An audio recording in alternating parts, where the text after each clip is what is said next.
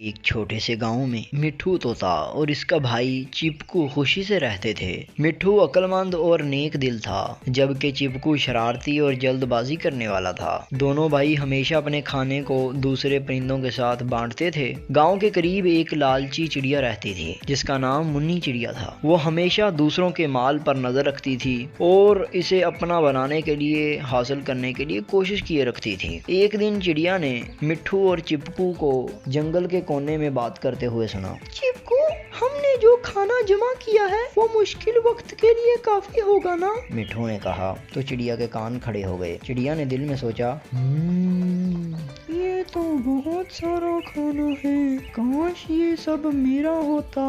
چڑیا نے مٹھو سے دوستی کرنے کا فیصلہ کیا۔ روزانہ وہ مٹھو کے پاس آتی اور میٹھی میٹھی باتیں کرتی۔ چڑیا ہمیشہ ان کی تعریف کرتی اور کہتی، مٹھو بھائی، آپ تو بہت اچھے ہیں، آپ جیسے پرندے کم ہی ملتے ہیں۔ مٹھو جو سیدھا سادہ تھا اس کی باتوں میں آ گیا اور اسے دوست سمجھنے لگا۔ ایک دن چڑیا نے مٹھو کو اپنے گھونسلے میں دعوت دی اور کہا، مٹھو بھیا، آپ میرے گھونسلے میں آئیں، آج میں نے آپ کے لیے خاص کھانا تیار کیا ہے، آپ کو بہت پسند آئے گا۔ مٹھو نے اپنے بھائی چپکو سے کہا، چپکو، آج میں چڑیا کے گھونسلے میں جا رہا ہوں، چڑیا نے دعوت دی ہے، تم ایسا کرنا، گھر کا خیال رکھنا۔ چپکو نے اپنے بھائی سے کہا، بھائی دھیان رکھنا، مجھے چڑیا پر زیادہ بھروسہ نہیں ہے، کہیں چڑیا ہمیں نقصان نہ پہنچائے۔ مگر مٹھو نے ہنستے ہوئے کہا،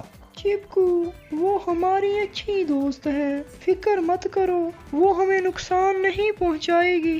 مٹھو چڑیا کے گھونسلے گیا جہاں چڑیا نے اس کے لیے کھانے کی دعوت میں زہر ملا دیا۔ زہر ملانے کے بعد اس نے بڑی میٹھی میٹھی باتیں کی اور اس کے بعد اسے کھانے کا کہا۔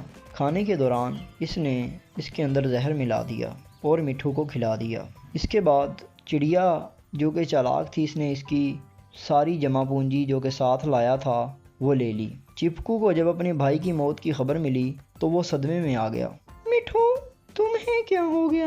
چپکو نے روتے ہوئے کہا۔ جب اسے چڑیا کے اس دھوکے کا علم ہوا تو وہ غصے میں آ گیا۔ میں چڑیا کو اس کے کیے کی سزا دوں گا، چپکو نے اپنے دل میں کہا اور یہ اپنے سر پر سوار کر لیا۔ چپکو نے رات کے وقت چڑیا کے گھونسلے میں جا کر چپکے سے اس کے کھانے میں زہر ملا دیا۔ اگلی صبح چڑیا نے وہ زہر کھا لیا اور کھاتے ساتھ ہی وہ اس کھانے کے اندر جو زہر تھا اس کی وجہ سے اس کی موت ہو گئی۔ یہ مجھے کیا ہو رہا ہے؟ چڑیا نے تڑپتے ہوئے کہا اور چڑیا جلد ہی مر گئی۔